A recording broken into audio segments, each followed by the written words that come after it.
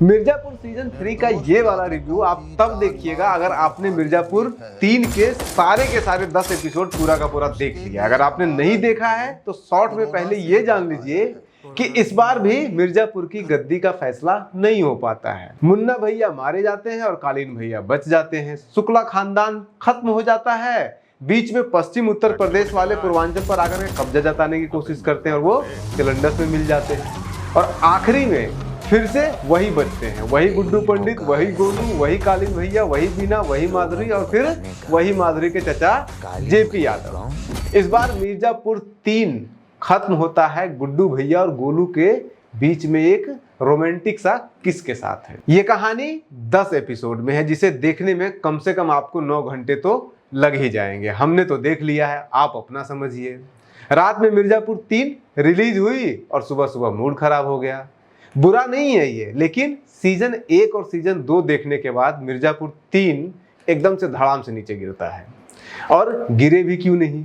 मिर्जापुर 3 के 3 स्टार मुन्ना भैया, कालीन भैया और गुड्डू भैया, इन तीनों में से मुन्ना भैया को पूरी तरह से गायब कर दिया जाता है पार्ट 3 में।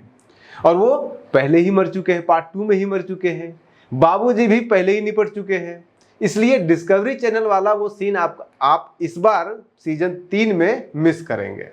कालीन भैया को आधे से ज्यादा टाइम पर कोमा में घुसा दिया जाता है और कोमा से जब निकलते हैं तो सन्न पड़े हुए रहते हैं। पर आखिरी एपिसोड के 2-4 सीन में कालीन भैया की तरह जिंदा हो जाते हैं फिर से एक बार। अब बचे गुड्डू भैया। कभी कभी 2-4 बार पार्ट 1 वाले बिंदास भोकाल दिखाते हुए गुड्डू भैया और पार्ट 2 वाला गंभीर और शांत मुद्दा वाला गुड्डू पंडित बिल्कुल ही गायब हो जाते हैं। खास करके तब जब उनका पैर ठीक ठाक हो जाता है, सीधा सीधा चलने लगते हैं, बिना लकड़ी के, बिना छड़ी के। बाकी ज्यादातर टाइम गुड्डू भैया कंफ्यूज ही रहते हैं। वो गुड्डू पंडित बनकर के मिर्जापुर 3 चलाएं या जड़बुद्धि गुड्डू भैया बनकर के मिर्जापुर 3 चलाएं। इस कंफ्यूजन में गुड्डू पंडित और गुड्डू भैया दोनों गायब हो जाते हैं और बचते हैं कभी फूहड़ की तरह जमींदारों वाला दरबार लगाते हुए गुड्डू भैया, तो कभी एकदम छुपा रुस्तम इश्क करते हुए, इश्क फरमाते हुए गुड्डू। पूरे मिर्जापुर में मुश्किल से 3-4 कैरेक्टर हैं जिसमें आप मिर्जापुर 1 से लेकर के मिर्जापुर 3 तक एक कंटिन्यूटी देख सकते हैं। एक मुन्ना भैया की पत्नी माधुरी और एक उनके पीए, जिनको मुन्ना भैया कहते थे सीधे से खड़े रहो नहीं तो दिए जाओगे, और एक कालीन भैया की पत्नी बीना। बाकी सारा का सारा जितना भी कैरेक्टर है सब बदल गया है। सब के सब कंफ्यूज हो गए हैं पार्ट 3 में आकर के। कंफ्यूज सिर्फ गुड्डू पंडित नहीं हुए हैं, बदले सिर्फ गुड्डू पंडित नहीं है, बदल तो सब के सब गए हैं मिर्जापुर 3 में, 2-3 को छोड़ करके।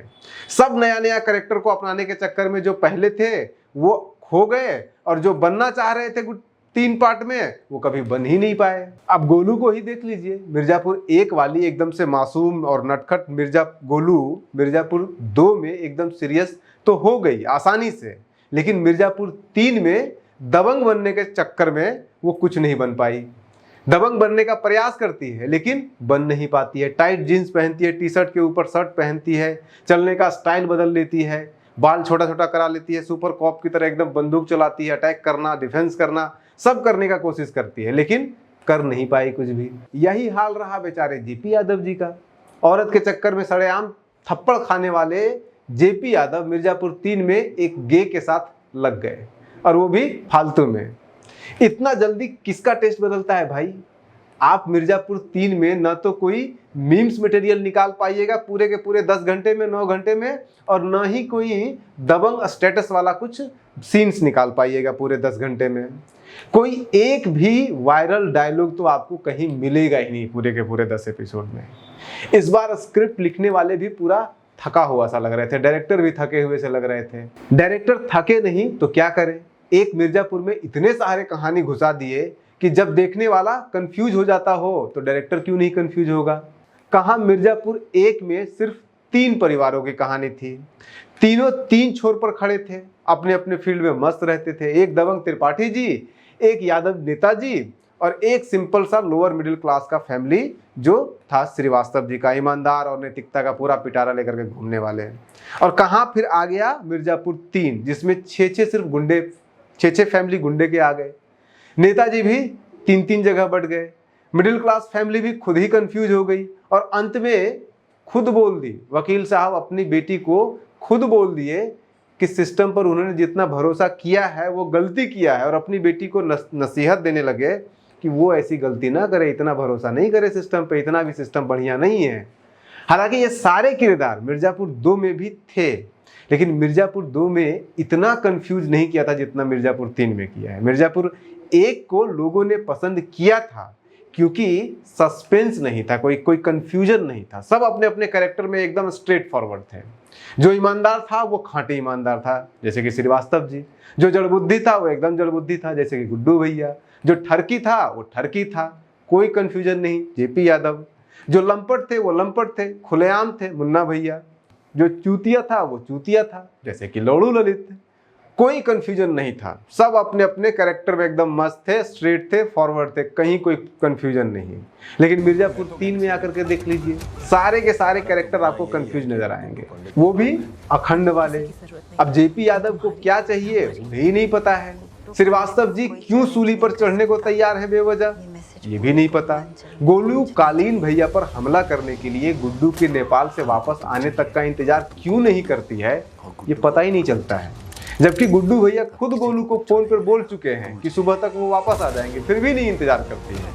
क्या इसके पीछे कारण हो सकता है लॉजिक, हमें तो समझ में नहीं आता है। और कुछ जो नए कैरेक्टर मिर्जापुर 3 में जोड़ दिए गए हैं वो भी बेवजह, वो भी वाहियात ही है। क्या जरूरत था कवि का वो मिर्जापुर 3 में एंट्री करवाना, 2-4 कविता पढ़वाने के लिए? किसी और से पढ़वा लेते, कोई भी 2-4 कविता पढ़ लेता वो। और फिर वो जेल वाला वो सनकी जिसकी बच्ची को जिंदा किसी ने जला दिया था, उसकी एंट्री क्या जरूरी थी? फालतू कंफ्यूजन पैदा करने के लिए। जो जरूरी लोगों को जोड़ा गया मिर्जापुर 3 में, जैसे कि गुड्डू गोलू का राइट हैंड जो था, या फिर सिवान में जो खबरी था इनका, वो भी कोई खास डायलॉग, एक आध भी उनका वायरल डायलॉग नहीं मिलेगा आपको याद करने लायक जो आपको लगे। उनके कैरेक्टर में कोई जान नहीं है, और ह्यूमर तो खैर बिल्कुल ही नहीं है, जैसे कि हुआ करता था पार्ट 1 में। मुन्ना भैया के जो राइट हैंड और लेफ्ट हैंड हुआ करते थे, लौड़ू ललित के ह्यूमर का क्या कहना, और जो कंपाउंडर महोदय थे उनका ह्यूमर भी एक अलग लेवल पे था। पिछले बार तो एसपी मौर्य भी जो थे उनका भी एक अपना कैरेक्टर था, एक ठसक था, एक स्टाइल था उनका। लेकिन इस बार जो आईजी साहब बनते हैं उनके अंदर तो कुछ भी नहीं है। किसी बड़े पुलिस वालों को भी लाना था तो किसी को भी ले आते, बिना किसी मसाले का पूरा नीरस कैरेक्टर है इनका। कुछ कुछ सीन तो समझ में ही नहीं आता है कि आखिर वो सीन डाला क्यों गया है या उसका क्या मतलब है। जैसे गोलू जब कालीन भैया को मारने जाती है और फंस जाती है तो रोने लगती है, ये गोलू के कैरेक्टर से कहीं मेल नहीं खाता है कि गोलू रोए, और वो भी मौत के डर से। यादव जी की रखैल जो जरीना जी हैं वो एकाएक मुख्यमंत्री पद की दावेदार बन जाती है, एकाएक समझ में नहीं आता है कैसे। दद्दा के छोटे बेटे जो हैं वो बड़े बेटे बनने का नाटक क्यों करने लगते हैं, ये भी समझ में नहीं आता है। क्या जरूरत थी इस कहानी में ये रोल एक्सचेंज करने की? वो कभी जेल जाकर के अफीम का बिजनेस करने वाले, वो जो बड़े हरामी हो बेटा वाला मीम्स जो पॉपुलर हुआ था, बड़ा हरामी हो बेटा, उस चचा को जाके हत्या कर देते हैं। लेकिन कोई उसके पीछे रीजन, स्ट्रॉन्ग रीजन पता नहीं चलता है। उसके बिना भी कहानी मिर्जापुर की चल सकती थी। बहुत सारे सीन लॉजिकल भी नहीं लगते हैं। जैसे कि जब छोटे की जो भाभी थी सलोनी, वो जब छोटे की असलियत पहचान जाती है और वो भी गोलू के सामने, तो ऐसे सिचुएशन में छोटे उसके अपनी भाभी को, सलोनी को गोलू के साथ अकेले छोड़ करके क्यों चला जाता है, थोड़ी देर के लिए ही सही। वैसे ही जब शरद शुक्ला माधुरी को गांजा का रोल ऑफर करता है पीने के लिए, तो जीन्स के पैंट से वो रोल निकाल करके गांजा देता है उनको। अब कौन इनको बताएगा कि नीचे वाले जीन्स वाले पैकेट से कोई रोल निकाल ही नहीं सकता है, क्योंकि उसमें तो वो टूट जाएगा। ऊपर वाले शर्ट में जेब से डाल लेते, उससे निकाल करके दे देते, थोड़ा सा लॉजिकल लगता। इसी तरह से जब गुड्डू पंडित नेपाल जा रहे होते हैं तो गुड्डू पंडित खुद अपने हाथ में अपना बैग लेकर के गाड़ी तक पहुंचते हैं। कौन बाहुबली अपना बैग लेकर के खुद निकलता है? वो सीन एकदम साउथ इंडियन मूवी की तरह याद दिलाता है। जब गुड्डू पंडित जेल में पिट रहा होता है लोगों से, तो गुड्डू पंडित के हाथ में हथकड़ी क्यों नहीं लगाया जाता है, या पुलिस खुद क्यों नहीं उसको पीटती है गुड्डू पंडित को? फालतू में एक जबरदस्ती का खून खराबा वाला एक्शन सीन जोड़ने के चक्कर में मिर्जापुर के ट्रूथफुलनेस का नाश कर देती है ये पूरा का पूरा सीन। पूरा इलॉजिकल सीन क्रिएट हो जाता है ये। इस पूरे मिर्जापुर 3 सीजन में सबसे अच्छा ये हुआ कि मिर्जापुर 3 खत्म होते होते मिर्जापुर फिर से चंद किरदारों के साथ मिर्जापुर 4 खेलने के लिए छोड़ दिया जाता है। जितने भी आलतू फालतू जितने भी कैरेक्टर थे मिर्जापुर 2 के और मिर्जापुर 3 के, जो जबरदस्ती इसमें घुसेड़ दिए गए थे, वो मिर्जापुर 3 खत्म होते होते मारे गए हैं। बचते हैं अब बस 3 गुंडे का परिवार, कालीन भैया, गुड्डू भैया और दद्दा। नेतागिरी में भी वही माधुरी यादव बचती है, लेकिन अब जड़बुद्धि, बकैती, कॉमेडी करने वाला कोई कैरेक्टर नहीं बचा है अगले सीजन के लिए। इसकी भरपाई कौन करेगा, ये तो अगले सीजन के डायरेक्टर या स्क्रिप्ट राइटर बताएंगे। हमें तो रिव्यू करना था, हमने कर दिया आपके लिए। बने रहिए न्यूज हंटर के साथ। नमस्कार। थे या मांगना चाहते थे। गांधी जी के जीवन से संबंधित और भी कई कार्टून हैं जो उनके जीवन के ऐसे पक्ष के बारे में बताते हैं जो बहुत कम लोग ही जानते हैं। फिलहाल इस वीडियो में सिर्फ इतना ही। नमस्कार।